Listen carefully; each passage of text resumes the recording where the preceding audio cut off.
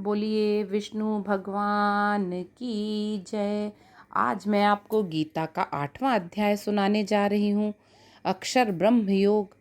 अर्जुन बोले, हे पुरुषोत्तम, जिस ब्रह्म की आपने इतनी महिमा गाई है, वह ब्रह्म क्या है? अध्यात्म क्या है? कर्म क्या है? अधिभूत किसे कहते हैं? अधिदेव क्या है? हे मधुसूदन, यहाँ अधियज्ञ किसे कहा गया है? इस स्थूल शरीर में उसकी क्या स्थिति है? एकाग्रचित्त पुरुष अंतकाल में आपको किस प्रकार जान पाते हैं? कृपया आप इन गूढ़ रहस्यों को मुझे बतलाएं। अर्जुन के संशय को दूर करते हुए भगवान श्री कृष्ण बोले, हे अर्जुन, जिसे परमाक्षर कहा जाता है वही ब्रह्म है। उसका कभी भी व किसी भी काल में क्षय नहीं होता। वह ब्रह्म सत्य, आनंद स्वरूप, नित्य परमात्मा है। जीव का जो आत्मा है उसे अध्यात्म कहते हैं। जीवों में कामना का भाव जागृत करने वाले यज्ञ, दान, हवन के लिए जो द्रव्यादि का व्यय किया जाता है वही कर्म रूप से जाना जाता है। पंचभूत तत्व जल, वायु, तेज, पृथ्वी, आकाश, जिनसे सृष्टि की रचना व संहार होता है, अधिभूत कहलाते हैं।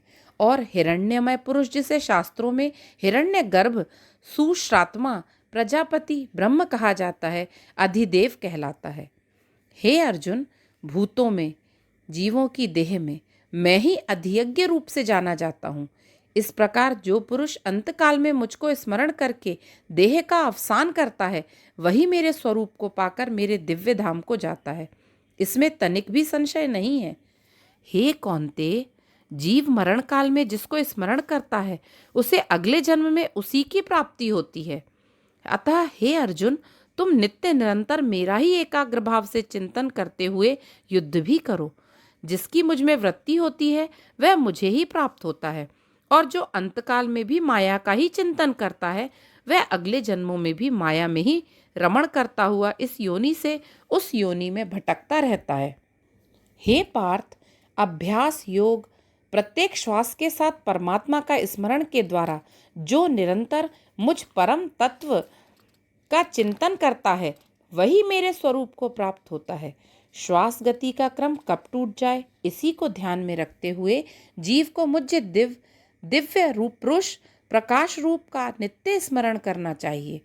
जो जीव इस प्रकार स्मरण करता है मुझे, सर्वव्यापक, अनादि, अंतर्यामी, सूक्ष्माति सूक्ष्म, भास्कर समान, नित्य चैतन्य, प्रकाश रूप, सच्चिदानंद घन का चिंतन करता है, वह मुक्त होता है।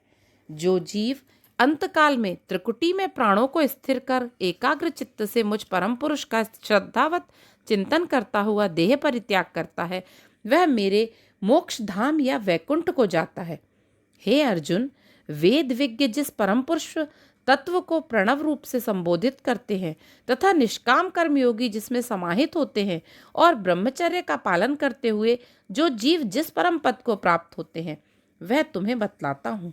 हे अर्जुन, इंद्रियों को उनके विषयों से विमुख कर चित्त को हृदय में एकाग्र कर निज प्ररवों को मस्तक त्रिकुटी में स्थिर कर योग साधना द्वारा प्रणवाक्षर को ध्वनित करता हुआ मेरे स्वरूप का स्मरण करता हुआ जो देह का परित्याग करता है वह सांसारिकता से मुक्त हो जाता है। हे अर्जुन, जो योग पुरुष नित्य निरंतर मेरा ही स्मरण या चिंतन करता है उसके लिए मैं सदैव सर्वत्र उपस्थित रहता हूँ, अर्थात ऐसे पुरुष को मेरी प्राप्ति सहज ही हो जाती है। ऐसा पुरुष पुनः देह धारण नहीं करता है। हे पार्थ, ब्रह्मलोक से मृत्युलोक व अन्य लोकों में जीवों का पुनरागमन होता रहता है, लेकिन जो मेरा भक्त मेरे परम धाम को चला जाता है उसका जन्म नहीं होता, वह मुक्त हो जाता है।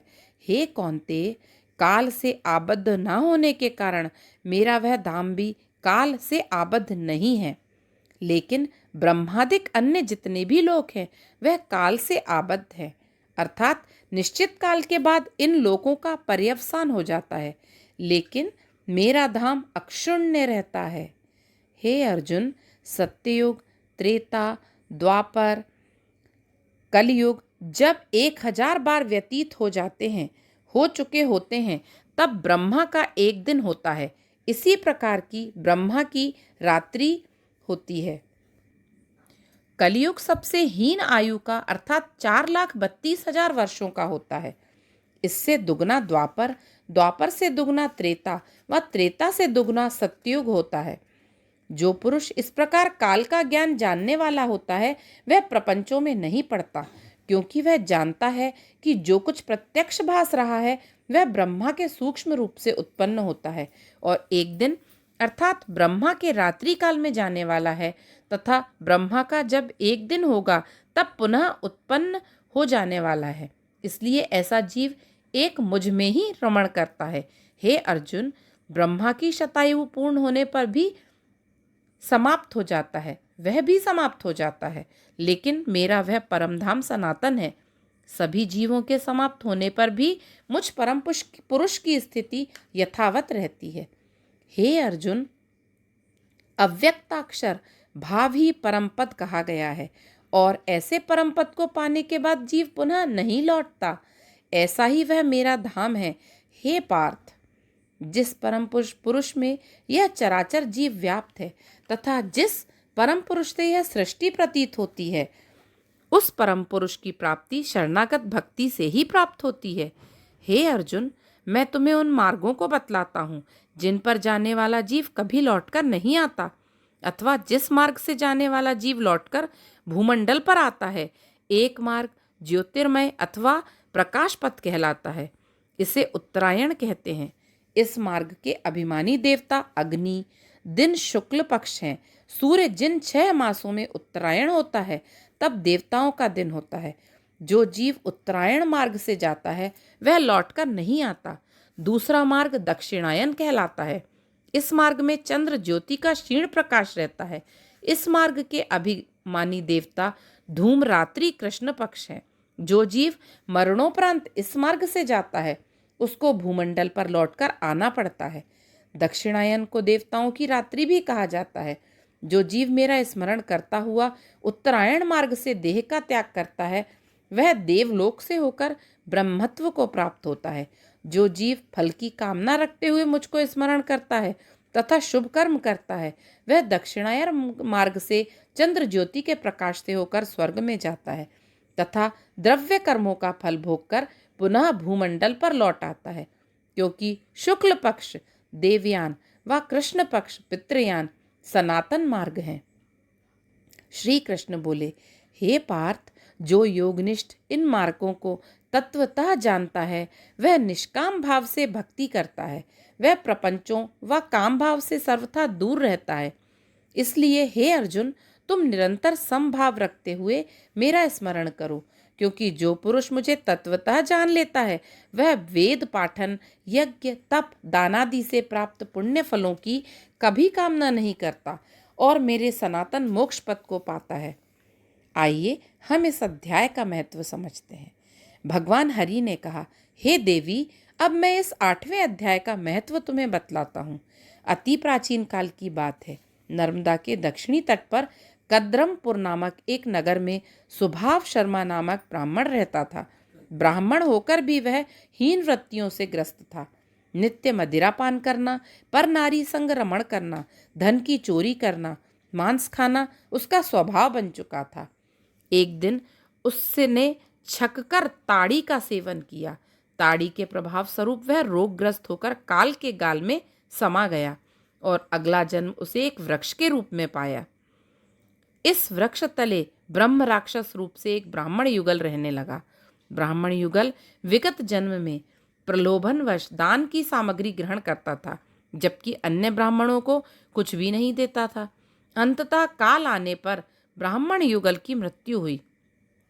तब वही ब्राह्मण युगल ब्रह्म राक्षस बना जो इस वृक्ष के तले रहने लगा था। एक दिन ब्रह्म राक्षस की पत्नी ने ब्रह्म राक्षस से पूछा, हे स्वामी, हमें इस योनि से कब मुक्ति मिलेगी? प्रत्युत्तर में ब्रह्म राक्षस ने कहा, मुक्ति का एक ही उपाय है, ब्रह्म विद्या का उपदेश, अध्यात्म का चिंतन, कर्म विधि का ज्ञान। इतना सुनकर ब्रह्म राक्षस की पत्नी ने पूछा, किम तद ब्रह्म, किम अध्यात्मम, किम कर्म पुरुषोत्तम? अर्थात, हे पुरुष श्रेष्ठ, ब्रह्म क्या है, अध्यात्म क्या है, कर्म क्या है? ब्रह्म राक्षस की पत्नी ने इतना ही पूछा था कि इस अर्ध श्लोक के प्रभाववश वह वृक्ष मानव देह में परिवर्तित हो गया। यह वही सुभाव शर्मा था जो दुर्व्यसनों के कारण वृक्ष बना था। इस अर्ध श्लोक के श्रवण मात्र से ही उसका योनि परिवर्तन हो गया। श्लोक के प्रभाव के कारण ही वह ब्रह्म राक्षस युगल ब्रह्म योनि से मुक्त हो गया। तभी आकाश में ज्योति प्रभा से जगमगाता रत्न जड़ित एक अलौकिक विमान उन्हें दृष्टिगोचर हुआ तथा वह ब्रह्म राक्षस युगल उस विमान में चढ़कर दिव्य धाम को प्रस्थान कर गया। इधर सुभाव शर्मा उस अर्ध श्लोक को श्रद्धा भाव से लिखकर भगवान विष्णु की साधना के उद्देश्य से पावन नगरी काशी चला गया। उसने घोर तप किया। उसके तप से भगवान विष्णु व्यग्र होकर एकाएक ही जागकर खड़े हो गए। तब लक्ष्मी जी ने पूछा, हे प्राणेश्वर, आप एकाएक ही इस प्रकार क्यों व्यग्र हो गए? इस पर विष्णु बोले, हे देवी, पावन नगरी काशी में पवित्र पावनी गंगा के तट पर सुभाव शर्मा मेरी घोर आराधना कर रहा है। वह गीता के अष्टम अध्याय के जिस अर्धश्लोक का वाचन कर रहा है उससे मुझे संतुष्टि हुई है तथा अब मैं उसे इस तप का फल देना चाहता हूँ।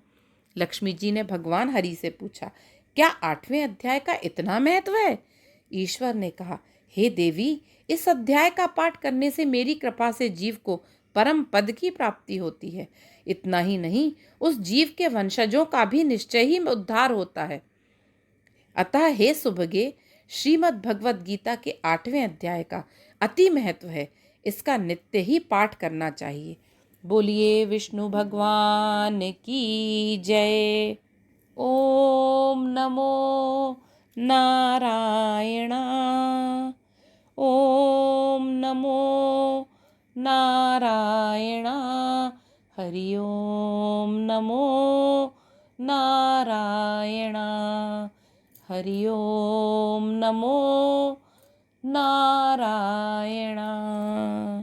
बोलिए विष्णु भगवान की जय।